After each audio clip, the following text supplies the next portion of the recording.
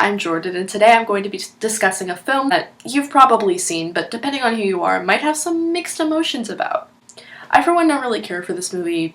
Some of the performances are really solid, the cinematography looks great, I'm a really big fan of the score, and the directing is pretty good, but it's just issues with the plot that I have, and especially some of the themes addressed and the way that the themes are put across in this film. A lot of people who I've talked to, especially older people, see this movie as a milestone, as a representation of its time, and I understand that. I just wish that this film would go beyond its expectations and really show us some good, dark, cinematic story that this film is kind of wishing it had. Well, if you haven't already guessed it, the film that I'm talking about is American Beauty. When I first heard about the synopsis of this movie, I was beyond intrigued. For those of you who don't know, American Beauty is about a middle-aged man played by Kevin Spacey, who is basically fed up with everything going on in his life, and fed up with his crazy wife and family, and he quits his job and he starts doing drugs, and probably most infamously he lusts after a 16-year-old girl who is best friends with his daughter.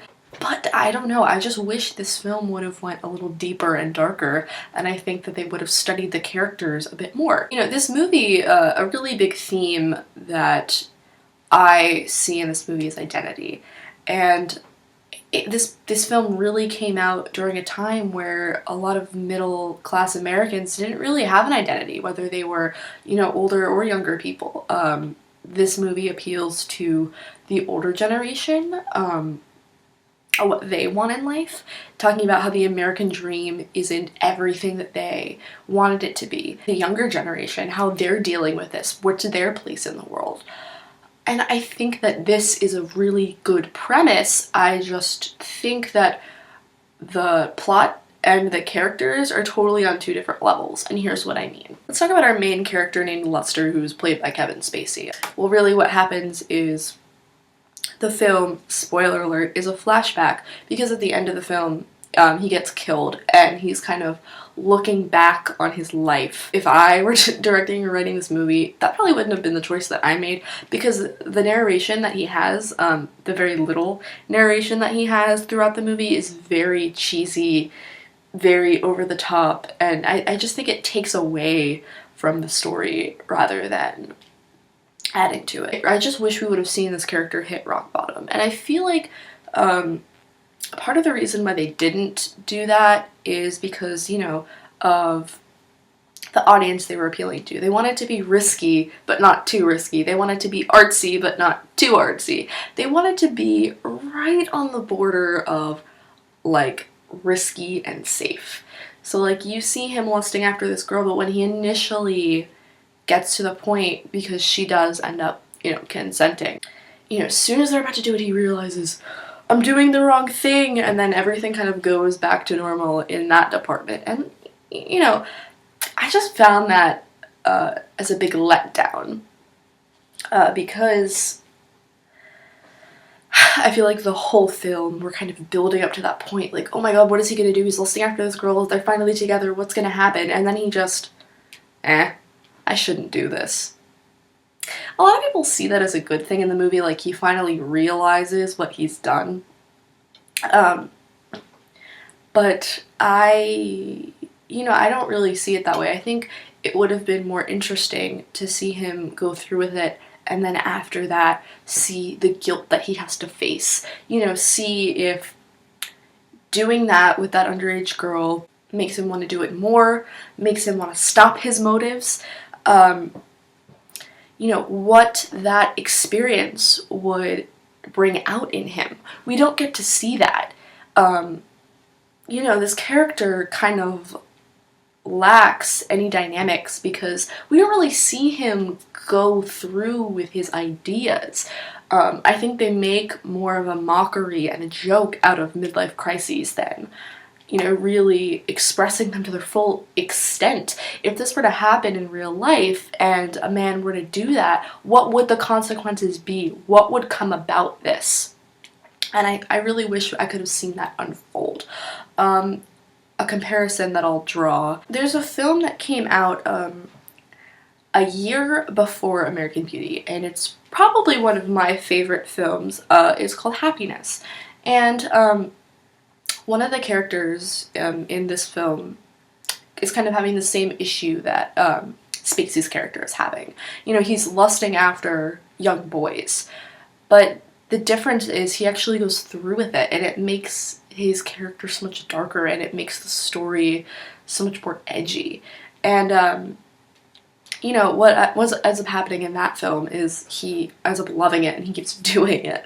But I really wish that we would have seen Spacey's character kind of go full throttle into that. Next up with characters is Carolyn, who is Lester's wife, who's played by Annette Bening, and I think this is probably my favorite performance in the entire film. This is, you know, the actress who plays Carolyn really gives her depth and emotion, and I think that she's the only actress who really finds her character. Carolyn is kind of reacting to her husband's antics. You know, at the beginning of the film, Carolyn was perfectly fine with the suburban life that she led, and what ends up happening is after Lester starts acting out, Carolyn starts acting out. You know, she starts an affair with this guy, and she starts, you know, partying and drinking a lot, and, you know, having relations with a coworker who she hated at the beginning of the movie. And I think she really just tries to stick it to Lester. And what I love is that Lester's really, he's very indifferent about Carolyn's actions. Like, Lester doesn't really acknowledge her, and I feel like what I see within Carolyn is she's trying to get his attention. She's not doing this, she's not, you know, having an affair, she's not partying and doing all this stuff because she wants to. She's doing it to act out, to get Lester's attention. And I think that really says something. I think that really, you know, shows that Carolyn does love her husband and that she wants him to just go back to normal. Next is Jane, who is played by an actress that I love, Thora Birch, who starred in one of my favorite movies, one of my favorite guilty pleasure movies called Ghost World, but I love Thora. This is a younger performance from her. She plays the daughter of Lester and Carolyn, and she's also kind of struggling to find her identity. You know, she has the hot friend, Angela, and she's kind of just the mediocre sidekick. And, you know, she tries to rebel against her parents, but they don't really notice much, and she befriends their new next-door neighbor named Ricky. Ricky is an interesting character, to say the least. I think the actor who plays Ricky, probably the worst actor in the film. I think he overacts his entire performance. I mean, the character's supposed to be weird, and I can't really tell if he's taking the character to too far of an extent than the script calls for, or if he's just a bad actor. He's the artsy character, but he's also the drug dealer. He's the one who, he makes like lots of buck in drug money, and he uses that money to buy himself AV equipment that he's just filming. Like, he films like a pigeon for like 5 minutes, like a dead pigeon, and he tries to impress Jane with his artistic sensibility, and of course Jane falls for it, having nothing else going on in her life. And he's the one who reenacts the infamous plastic bag scene. It's like 15 minutes of a plastic bag. And Jane falls in love with it and falls in love with him because he filmed a plastic bag. What this movie is very guilty of is taking a theme or object and making you care about it. For example, the plastic bag thing. Because there's sappy music playing and an obviously prepared speech, and he's crying and he's getting emotional and he's shaking, and we've seen from the first half of the movie that he has a hard family life, that he just breaks down in front of his TV watching this plastic bag flow around, crying because it's the most beautiful thing he's ever seen. This is supposed to be an emotional film. This is supposed to be an emotional scene in a very emotional film, and I was laughing during this scene because I could not take it seriously. I couldn't take the kids acting seriously, I couldn't take the premise seriously, I couldn't take... I don't know what kind of theme they were supposed to be shoving at me, because the film wanted us to think that we were supposed to feel a certain way from a meaningless scene.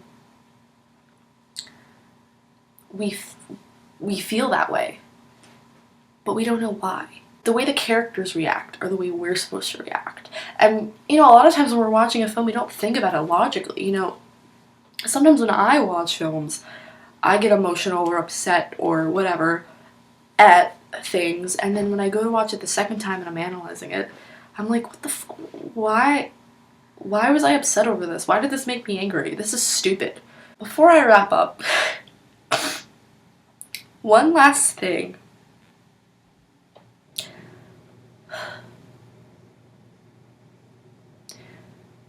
For those of you who've seen this movie, did you call that the military dad was gay the first time you saw him on screen? Because I did. That was supposedly a big twist. When in reality, the first time he opened his mouth, a gay couple comes to the door and he like blatantly shuts them down because they're gay. And also when he accuses his son of being gay, because his son is obviously hiding something, and the dad picks up that he's hiding something. Obviously Ricky's secret is that he's a drug dealer, but the dad jumps to the conclusion that he's gay. It's because the dad is gay. That's why he's so obsessed with his son being gay and other people being gay, because he knows that being homosexual is bad, and he knows that he is this way. So that's why he's so obsessive over it in his everyday life. The first scene I saw with him, I called it. One of the last scenes of the movie, he kisses Lester. Also, the end. Let me address the ending of the movie and then I swear I'll wrap this up. I still don't really get why he had to die at the end. I don't really see how that adds to the story. I don't really see the meaning behind it. And also, like, the closing few lines of the movie were extremely off-putting, and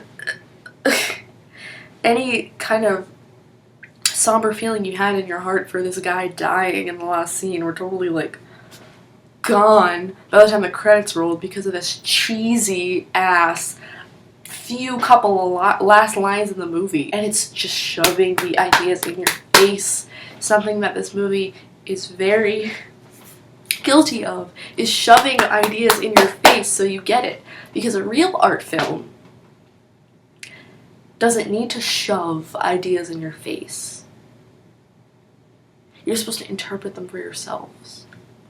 And a lot of people in this time wanted to think that they were artsy by recognizing themes and ideas in this movie. And they probably walked out of the theater feeling so smart, even though these themes were hammered into your brain throughout the whole film. Did I mention that this won 5 Academy Awards?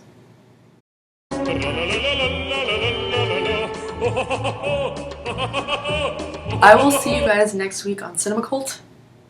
If any of you guys have any suggestions for me, just let me know. I'm pretty broad with the topics that I am able to cover. I like doing ranty style videos like this, but I can be more versatile. Just let me know, and hopefully I'll come up with a great idea for next week. I hope you guys liked this, and I hope you liked me.